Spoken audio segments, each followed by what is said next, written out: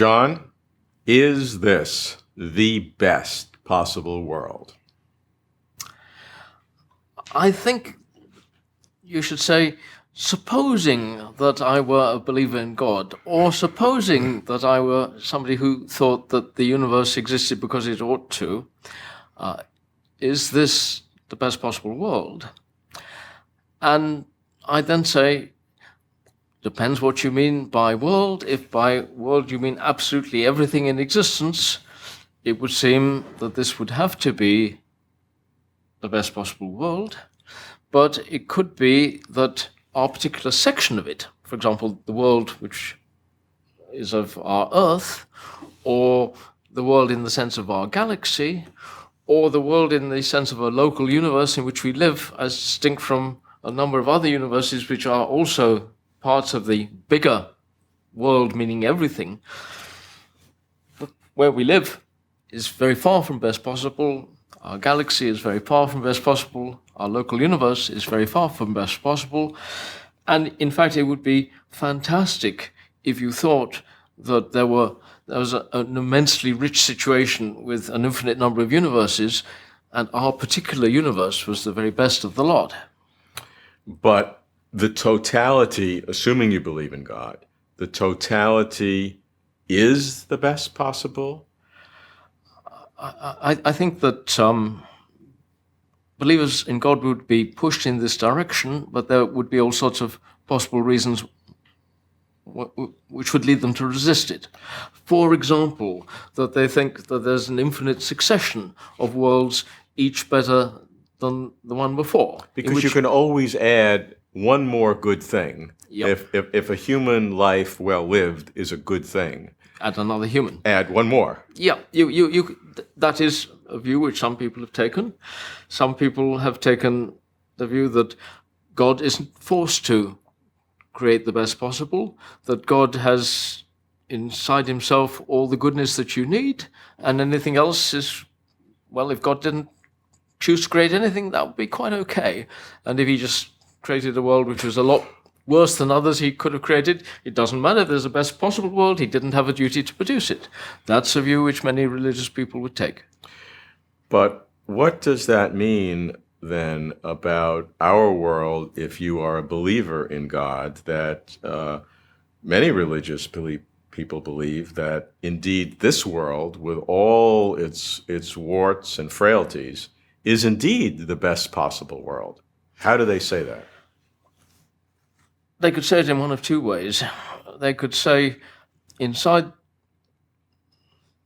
this total world, this total universe, it's a good thing that there would be, among other things, a world like ours, an Earth like this, and on this Earth, some goods conflict with others. You can't have all good simultaneously, so even God couldn't have produced all good simultaneously.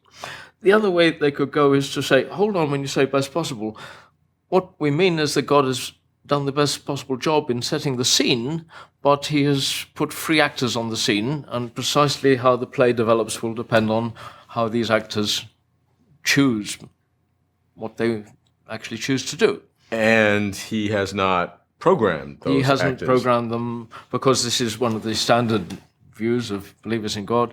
There's something specially good in letting created beings have their own freedom. It would be better to let them have freedom than to program their lives from start to finish.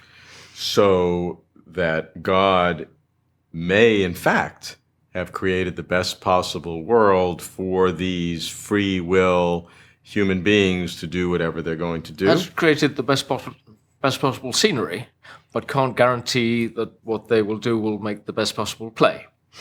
Yep. And is that a God that is worthy of the singular creator of all that exists? You're asking me whether I myself... Philosophers know everything, don't they? Well, philosophers tend to know all the various possible ways in which people might reasonably think.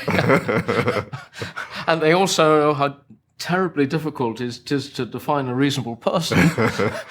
And so they tend to be a bit wishy-washy at the end of the day. Well, So let's go back to this best possible world. What are some of the characteristics, according to religious belief, assuming you believe in God, that a best possible world would entail? Well, I assume that it would entail conscious life and large amounts of conscious life. And the only question is whether within the best possible universe you would have regions which were worth calling universes which had no life in them at all. And some people would think that the world which was best possible would be of this sort. It would contain huge lifeless regions because God would have the pleasure, so to speak, of contemplating them and seeing how the elegant physical laws really ruling them led to interesting situations developing and so on. I myself would have problems with that sort of thing. Sounds like that's two diametrically opposed approaches. One is that a best possible world would maximize consciousness, conscious actors developing, and the other is areas that God, in a solitary way, could contemplate all these physical laws happening in so many different ways. Is that not a contradiction of sort? Well, there'd be two conflicting views. And as I say, I myself, supposing I were a believer in God, would have trouble with the second view. And the reason I'd have trouble with it is I'd ask, why would God actually bother to create these lifeless universes when he could instead contemplate them in his mind's eye? Does God actually have to create them in order to see them developing? Doesn't he just know how they would develop, how their beautiful scenes, if they have beautiful scenes in them, would look? Well, then, again, assuming you would be a believer and believing that consciousness is supremely important to define a best possible world, and your God is interested in a best possible world, how then would you explain the seeming vastness of the universe that are indeed lifeless? I don't think that should be a particular problem for believers in God, because their answer could simply be, well, you have this huge system. If God wants to maximize the number of conscious beings, he simply has to make the system huge enough. Provided, for example, that God created a universe which extended infinitely, there could be an infinite number of conscious beings there. And you wouldn't have to cram beings onto every single planet in order to get your infinity. That would be one way of going. Another way would simply be to say that, as the pantheists would, we're all parts of God's mind, and God's mind includes knowledge about the structures of universes which don't have life in them.